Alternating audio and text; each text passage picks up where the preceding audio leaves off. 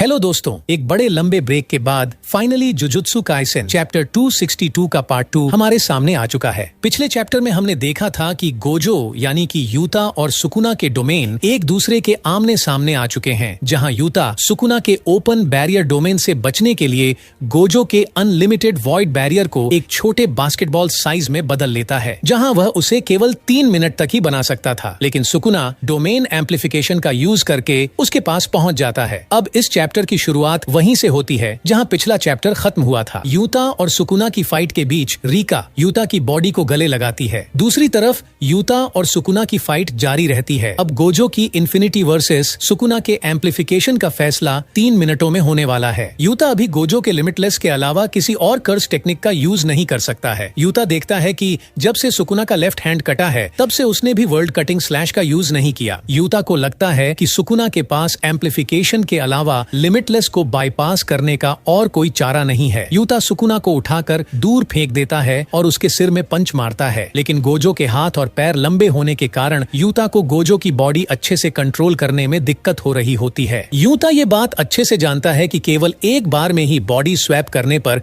वह गोजो की लिमिटलेस पर एक्सपर्ट नहीं हो सकता। यूता को अब समझ आता है कि 6 आईज क्यों इतनी जरूरी है। इसके बाद यूता को गोजो की एक बात याद आती है, जब गोजो ने बोला था कि मैं सबसे पावरफुल हूँ, सब ठीक हो जाएगा। इस बात पर यूता सोचता है कि यह बात फुल कॉन्फिडेंस से बोलने के लिए उन्हें कितना समय लगा होगा। सुकुना देखता है कि यूता गोजो की लिमिटलेस टेक्निक के साथ जूझ रहा है। इसका यूज करने में उसे दिक्कत आ रही है। उसे जूझते देख सुकुना यूता को बोलता है कि क्या तुम्हारे पास इसके लिए इतना टाइम है, और उसे एक मुक्के से दूर कर देता है। यहाँ पर हमें पता चलता है कि केंजाकू ने सुकुना को यूता की कर्स टेक्निक के बारे में बता रखा है। उसका मानना था कि शायद से किसी टेक्निक को कॉपी करने के लिए रीका को बॉडी या कोई भी बॉडी पार्ट को खाना पड़ता है। सुकुना को आश्चर्य होता है कि क्या यूता उस कर्स टेक्निक का भी यूज कर सकता है जिसने उसे पहले कॉपी किया था, लेकिन उसे ये भी पता चलता है कि यूता अभी केवल लिमिटलेस का ही यूज कर सकता है। सुकुना सोचता है कि यूता की कॉपी टेक्निक कितने टाइम तक चलती है, और अगर केंजाकू की टेक्निक खत्म हो जाती है तो क्या होगा।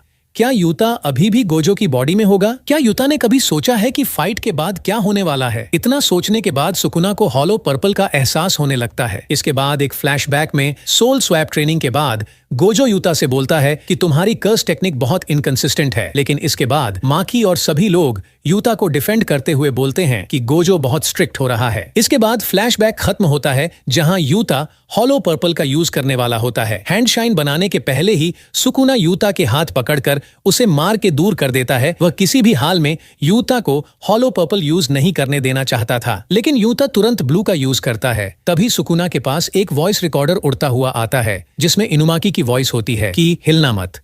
सुकुना एक इवल स्माइल के साथ चौंक जाता है, क्योंकि अब तक यूता हॉलो पर्पल को रेडी कर सुकुना पर छोड़ने के लिए तैयार हो चुका था। यहीं पर यह चैप्टर खत्म हो जाता है। एडिटर का लास्ट कमेंट होता है, unleash your teachers ultimate technique.